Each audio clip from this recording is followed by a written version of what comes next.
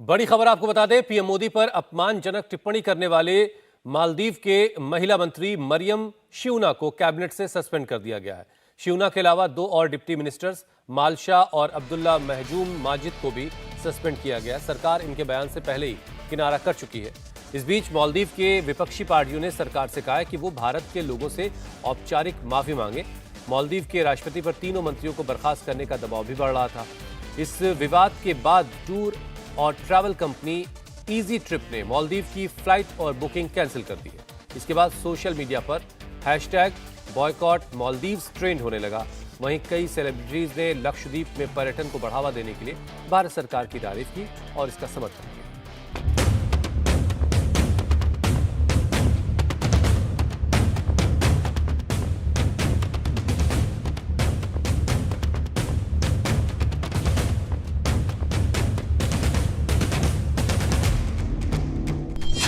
मरियम शिवना मालदीव की मंत्री अब सस्पेंड। मालशा शरीफ मालदीव की मंत्री अब सस्पेंड। अब्दुल्ला महजूम माजिद मालदीव के मंत्री अब suspend.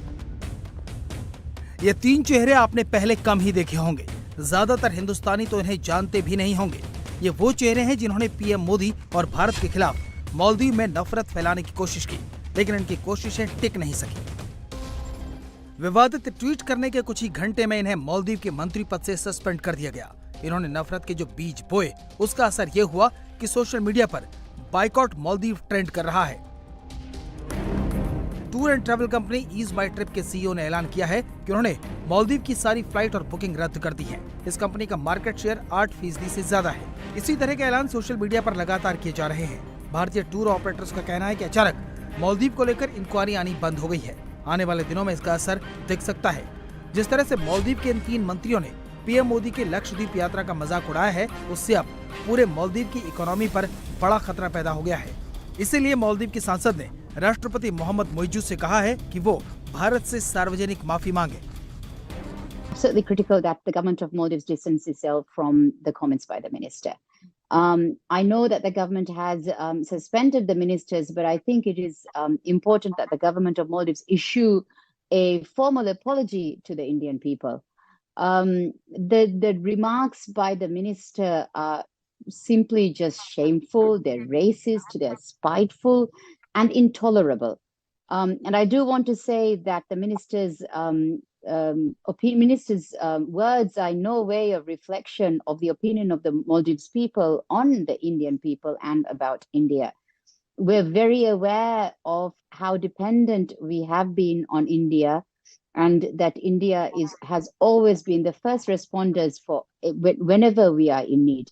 We've been dependent on India for economic relations, social relations, health, education, trade, tourism, etc., etc. And the Maldivian people are very grateful for this and very aware of this. No, it was not acceptable. I would say there has to be more strong action to be taken, and also I personally called up to the ministers I know, and they have given me assurance that they will be suspended, and I hope that they will take more action on them, because and I hope they resign themselves as well, because the damage is we cannot even measure it.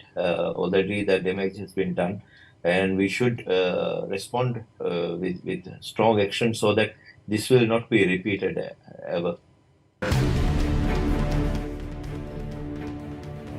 इस विवाद की शुरुआत की मालदीव की youth empowerment की deputy minister Maryam Shivna ने, जिन्होंने Twitter पर प्रधानमंत्री मोदी के खिलाफ आपत्तिजनक शब्दों का इस्तेमाल किया और मोदी को इजरायल की कठपुतली भी बता दिया। हालांकि शिवना ने ये पोस्ट डिलीट कर दी। मालदीव की सरकार के मंत्री और नेताओं की भाषा पर वहां के पूर्व राष्ट्रपति और विदेश मंत्री ने सवाल उठाए।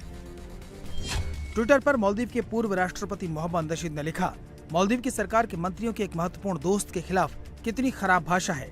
मालदीव की सरकार को ऐसी टिप्पणियों से दूरी बनानी चाहिए और भारत को सुनिश्चित करना चाहिए कि उनकी सरकार की ये नीति नहीं है। जब मालदीव की सरकार को लगा कि अब सब कुछ गड़बड़ हो रहा है, तो वो तुरंत बैकफुट पर आ गए। मालदीव की सरकार ने स्टेटमेंट जारी किया। मालदीव की सरकार को विदेशी नेताओं के खिलाफ सोशल मीडिया पर लिखे जा रहे अपमानजनक बातों की जानकारी है। ये उनके अपने निजी विचार हैं और मालदीव की सरकार के विचारों का ये प्रतिनिधित्व नहीं करते। हालांकि सरकारी अथॉरिटीज उनके खिलाफ कार्रवाई करने से हिचकेंगे नहीं जो ऐसे अपमानजनक टिप्पणियां करेंगे। मालदीव के राष्ट्रपति चीन दौरे पर जाते हुए 3 मंत्रियों को सस्पेंड कर गए हैं, लेकिन विवाद थमता नहीं दिख रहा। कोई मिनिस्टर पर्सनल कैपेसिटी में प्रेस को बयान नहीं देता है और सोशल मीडिया में लिखता नहीं है, वो है ऑफिशियल कैपेसिटी। एक बार आप शपथ ले लें किसी मिनिस्टेरियल पोस्ट की तो आपका कोई पर्सनल रूप नहीं रह जाता, और स्पेशली जब आप सोशल मीडिया में एक ऐसा कड़ा और भद्दा बयान देते हैं। तो अगर प्रेसिडेंट मालदीव्स के सच में वो उसके ऊपर नाराज़ हैं तो उसको डिसमिस क्यों नहीं कर देते। जैसे ही मालदीव की सरकार मंत्रियों, अधिकारियों और लोगों की तरफ से भारत के प्रधानमंत्री और भारतीयों के खिलाफ अपमानजनक बातें कहीं, तुरंत बॉलीवुड सेलिब्रिटी भी मालदीव के खिलाफ उतर आए। अभिनेता अक्षय कुमार ने मालदीव के कुछ कमेंट को पोस्ट भी किया और लिखा, मालदीव के कुछ बड़े लोगों के भारतीयों के प्रति नस्लभेदी कमेंट पढ़े। हैरानी इस बात की है कि वो ये उस देश के खिलाफ कर रहे हैं जो उन्हें सबसे ज्यादा टूरिस्ट भेजता है। हम अपने पड़ोसियों के लिए अच्छे हैं, लेकिन हमें इस तरह की नफरत को क्यों सहना चाहिए। मैं मालदीव कई बार गया हूँ और हमेशा ही मैंने इसकी तारीफ की है, लेकिन गरिमा पहले है। तय करते हैं कि अपने टूरिज्म को बढ़ावा दें। सलमान खान ने भी ट्वीट किया, अपने प्रधानमंत्री नरेंद्र भाई मोदी को लक्षद्वीप के इतनी शानदार और साफ सुथरे बीच पर देखना बहुत कूल है, और बेस्ट पार्ट ये है कि ये हमारे इंडिया में है। जॉन अब्राहम ने भी लिखा, भारत की शानदार मेहमान नवाजी और अतिथि देवो भव का विचार और घूमने के लिए बहुत बड़ा समुद्री जीवन, लक्षद्वीप जाने वाली जगह है। सचिन का ट्वीट भी है, उसमें सचिन तेंदुलकर भी सोशल मीडिया पर सामने आए। उन्होंने न तो लक्षद्वीप का नाम लिया और न ही मालदीव का, लेकिन ये जरूर लिखा कि 250 दिन हो गए जब हम मेरे 50वें बर्थडे के लिए सिंधुदुर्ग गए थे। भारत की पूरी कोस्ट लाइन बहुत खूबसूरत है और भारत के पास शानदार द्वीप हैं। हमारी अतिथि देवो भव की फिलॉसफी के साथ बहुत कुछ घूमने लायक है।